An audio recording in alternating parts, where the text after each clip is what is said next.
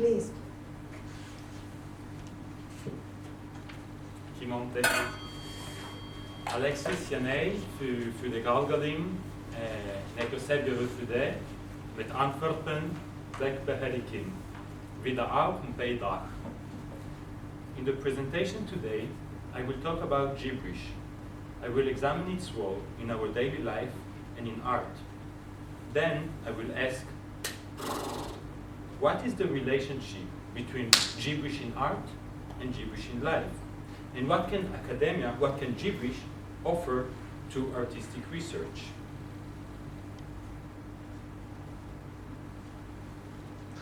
Gibberish is a liminal area between the language of music and the music of language. Our perception of gibberish has changed through the ages alongside the changes in music, language and society. Let's take religion for example.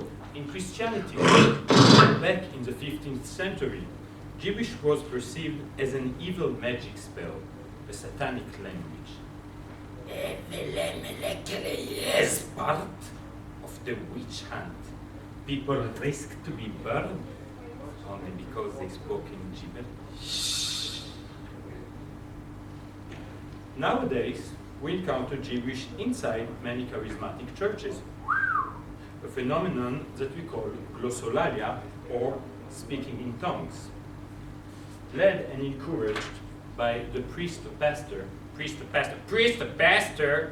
believers start to talk in a mysterious language, and by doing so, they get into a trance.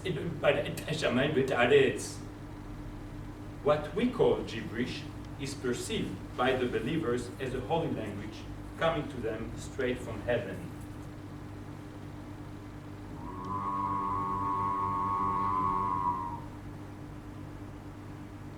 What was once perceived as a curse now can be seen as a blessing. Another point where we see a transformation in the perception of gibberish is the arts. In 1896, the revolutionary theater play Le Roi Ubu by Alfred Jarry was performed in Paris for the first time. C'est une bizarre satire qui overturns cultural rules, norms, and conventions. Jarry uses language as a major expressive tool of revolt and critique. The play is full of gibberish. It even starts with the invented word merde. The sound of this word reminds us of two real French words, mère, mother, and merde, shit, caca, fifi, fenakiki, coco. In a period in which people were used to the refinement, les belles lettres, the use of such a word was totally shocking. Today, more than 100 years later, art, language, and society changed and developed so much that there is nothing really shocking about an invented word with vulgar connotation. Over the last century, starting with the futurists and Dadaists, gibberish became an important artistic tool, even a logo for many avant-garde movements and individual artists. Each artist used it in order to express different ideas, so that gibberish founded its own tradition. Baroque today, we can even find gibberish in the mainstream. Just look at the fucking Eurovision.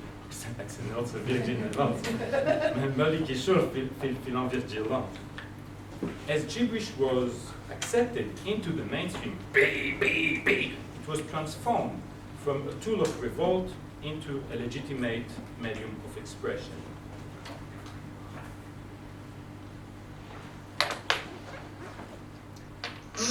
In order to create gibberish, you just need to be spontaneous and to have some guts. You don't need to be a musician or a language expert. Gibberish is an active process of the body which simply requires experimentation of the mouth.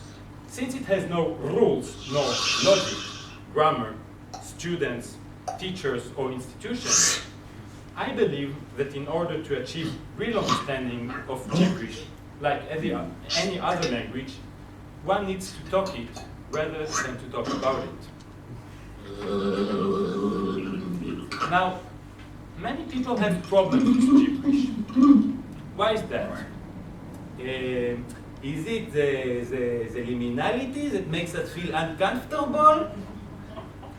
Maybe our fear of the unknown, of the irrational? Not being able to understand, being out of our comfort zone? Or perhaps because we associate gibberish speakers with abnormal people who suffer from emotional or physical problems. But there is a big difference between gibberish in life and gibberish in art or rituals. I'm fascinated by the way people stutter. Strong accent, deaf people, vogue de l'entendre, just to mention few. By using and imitating those phenomena, I'm searching not for my own voice, but precisely for the voice that is not mine. It allows me to discover a whole sonic universe and to understand those phenomena, how those phenomena actually feel through my own bodily practice.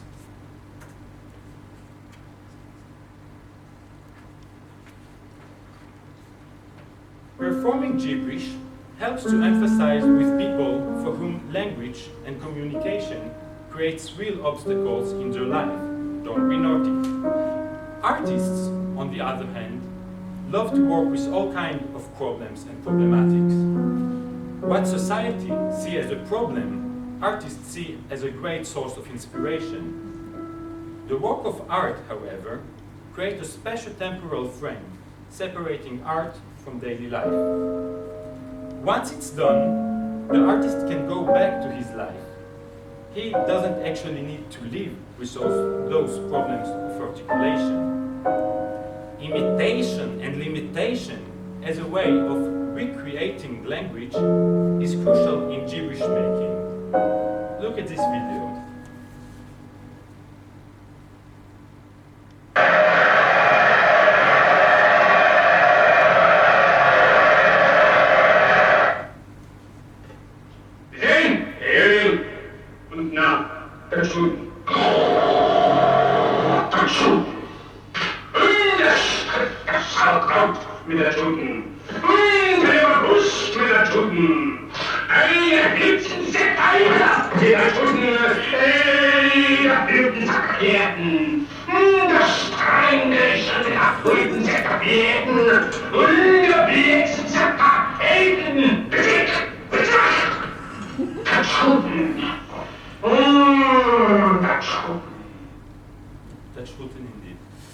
In this short gibberish scene, Chaplin imitates and ridicules Hitler's speech mannerisms. Gibberish can be dressed as another language. It acts like a language mask, which allows speakers to embody different identities. In this case, Chaplin pretends to be Hitler, and the gibberish pretends to be German. When we jabber, we don't need to know the language in order to speak it. Thus, the stranger becomes familiar, and the familiar becomes strange.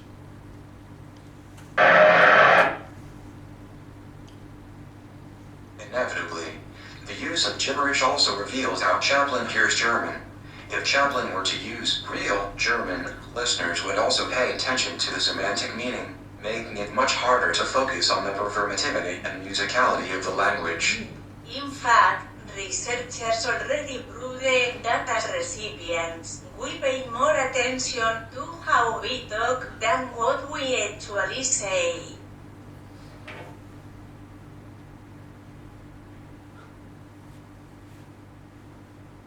Чули кудумешне, бекбeherikim kudumешне, çukuluanları kısın, daran daran, daran daran, çukulugudum kuli bahar, ükülugudum kuli bahar, mavriya başmasın, kısıdarım.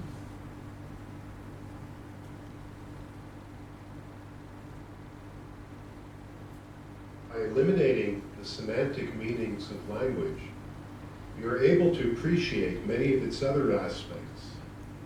It's like shutting down one of our senses. When we close down, let's say, our sight, the other senses, taste, touch, smell, and hearing, all become much sharper.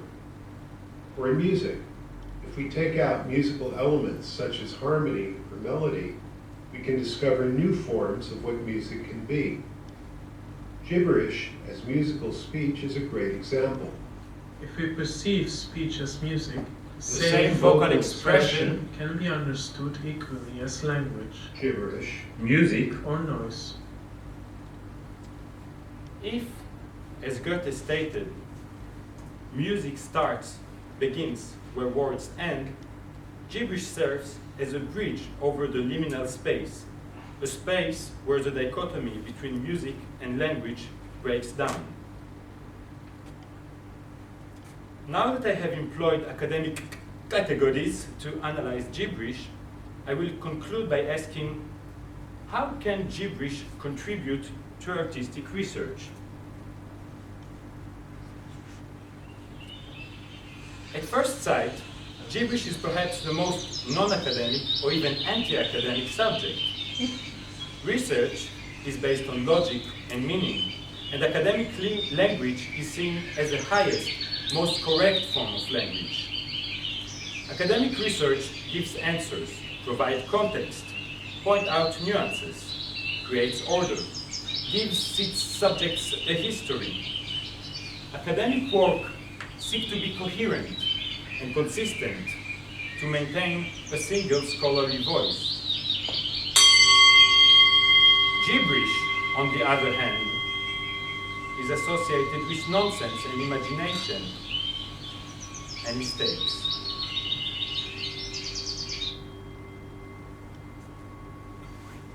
Gibberish aims to communicate through feelings, senses, and intuitions, rather than the intellect. It pushes towards experimentation, to play with language and sense, to take risks. Gibberish is about experimenting with the voice of others, with the voices that are not your own. The multitude of voices can be expanded by wearing different hats and masks, speaking in different languages, incorporating movements, and experimenting with different layers of understanding. In performing gibberish, we can expand time, letting the audience search in the dark territory of the unknown. The artistic expression of gibberish asks questions without waiting for an answer. It invents words, extends nonsense, and poses its questions through humor and playfulness. Through the use of gibberish, we can better hear and experiment with the musicality and performativity of the academic language. Thus, the lectern and the podium can function as a laboratory, and the lecture itself can be transformed into a performance event. What did Fritz, who was Weber's brother, say about Weber's early musical ability? Fritz said, "Carl, you're a musician you will never in the whole wide world, the month of Sunday, please invite an acrostic in the stage and the cliffs stage for that." No. Correct. Name two of his most famous operas. Der Freischütz, the most famous, and Oberon, King of the Fairy Load, which later on mentioned very much from Shakespeare, it could be something like... Correct. Through gibberish, even the purest academic text can become a visual piece of art. Qui monte.